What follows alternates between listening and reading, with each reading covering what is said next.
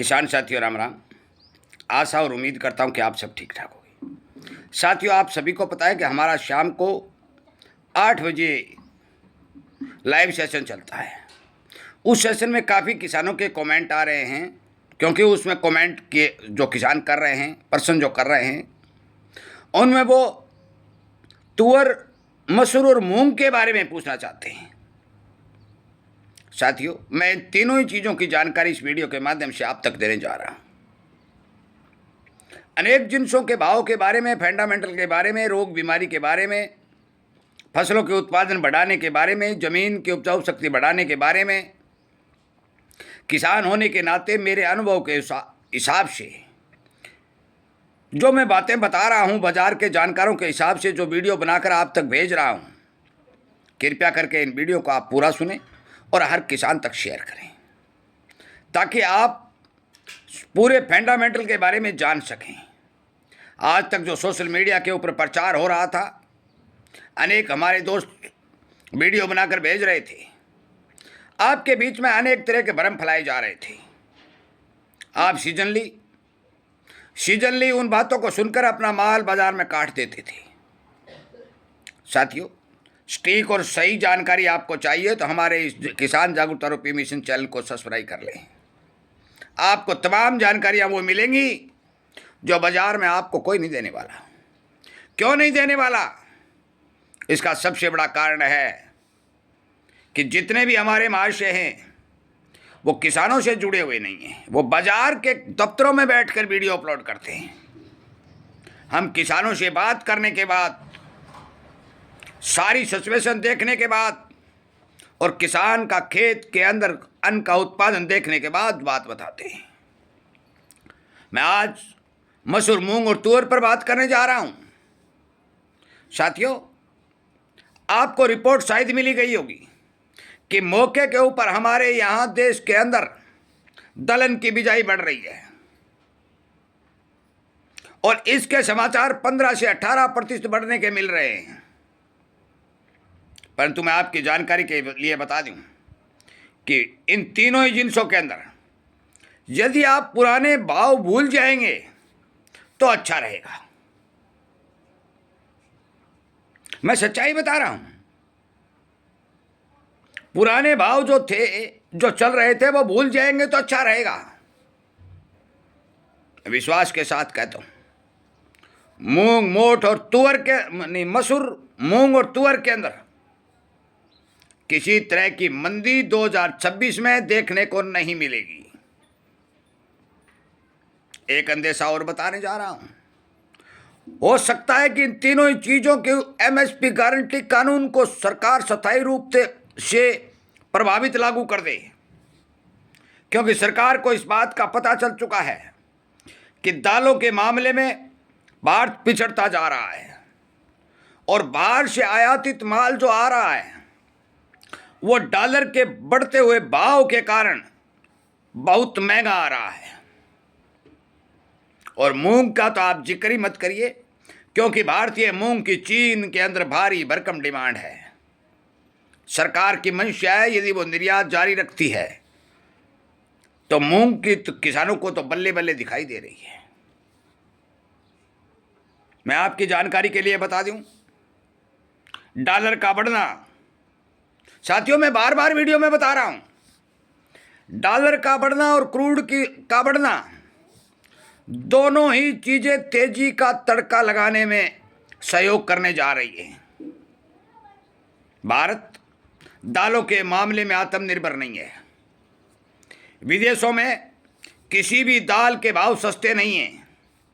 ऊपर से जितने भी जहाज इस दलहन की ढुलाई कर रहे थे, उनकी बीमा करने वाली कंपनियों ने बीमा बढ़ा दिया है।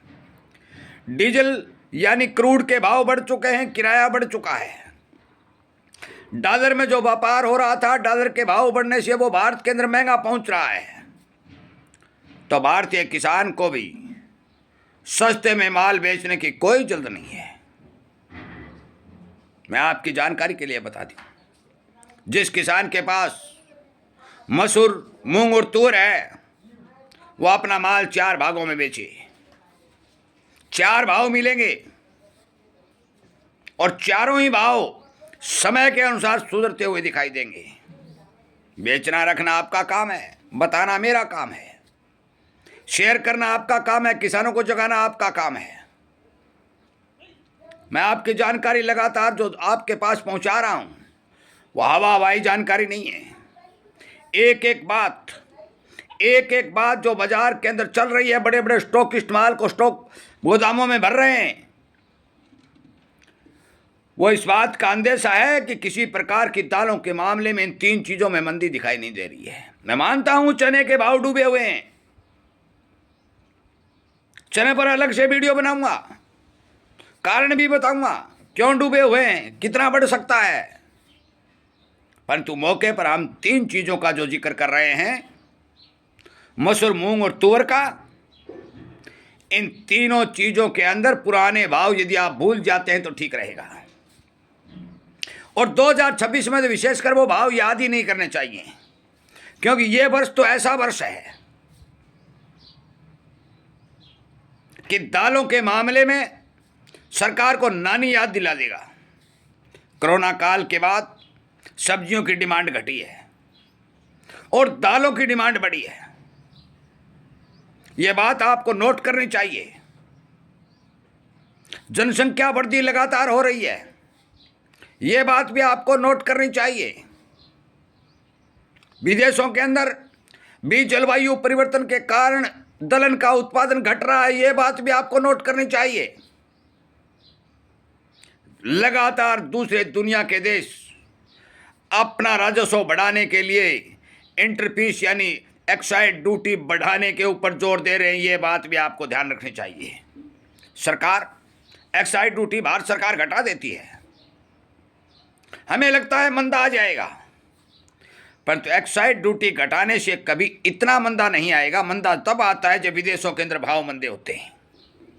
यदि विदेशों के अंदर भी तेजी होंगे तो सरकार ठीक है अपना राजस्व का नुकसान करने के लिए ड्यूटी घटा देती है। मैं तो कहता हूं घटानी नहीं चाहिए, परंतु महंगाई को रोकने के लिए सरकार किसान को भाव से वंचित रखने के लिए ड्यूटियां घटाती है। परंतु अब दालों के मामले में ड्यूटी घटाने का असर कम दिखाई देगा, क्योंकि विदेशों में लगातार इन तीनों दालों के भाव बढ़ रहे हैं। और यदि ड्यूटी लगाती है, जारी रखती है, तो फिर और तड़का लगता है। संपूर्ण जानकारी के लिए बता दूं, आगे आज शाम 4 बजे मौसम विभाग की जो रिपोर्ट आने जा रही है, एल नीनो का कितना खतरा मंडरा रहा है, वो रिपोर्ट आ जाएगी। ऑस्ट्रेलिया की, अमेरिका की, हमारे भारत की स्काईलैब की, अनेक तरह की मौसम एजेंसियों की जो रिपोर्टें आ चुकी हैं, वो बता चुकी हैं कि हरियाणा, राजस्थान, दिल्ली और पंजाब, कुछ हिस्सा उत्तर प्रदेश का सुपर एल नीनो की चपेट में आएगा। और यदि ये चपेट में आएगा तो हर जिन्स का उत्पादन घटेगा। हर जिन्स का उत्पादन घटेगा तो किसान को फसल उत्पादन के मामले में तो नुकसान होगा, परंतु डिमांड के चलते भाव में कोई नुकसान नहीं होगा। ये अनुमानित जानकारी है साथियों, बेचें रखें वो अलग बात है, परंतु ये अनुमानित जानकारी देने जा रहा हूं। समय से पहले वीडियो अपलोड कर रहा हूं कि आगे आने वाले समय में इन तीनों चीज़ों के भाव अच्छे देखने को मिलेंगे। और आप याद करेंगे कि हमारे एक किसान ने पहले भी एक वीडियो बनाकर आपको सूचना देने का काम किया था।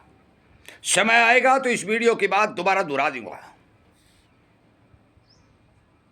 इसी समाचार के साथ मैं इस वीडियो को विराम देता हूं। उम्मीद करता हूं आप जरूर इस तरह की खबरें प्राप्त करने के लिए तत्पर तैयार रहेंगे और किसानों तक शेयर करके उन्हें जगाने का काम करते रहेंगे, ताकि समय पर ठीक फैसला किसान लेने में कामयाबी हासिल करें।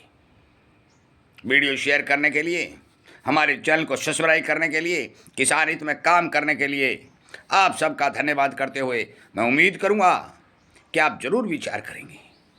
जय हिंद।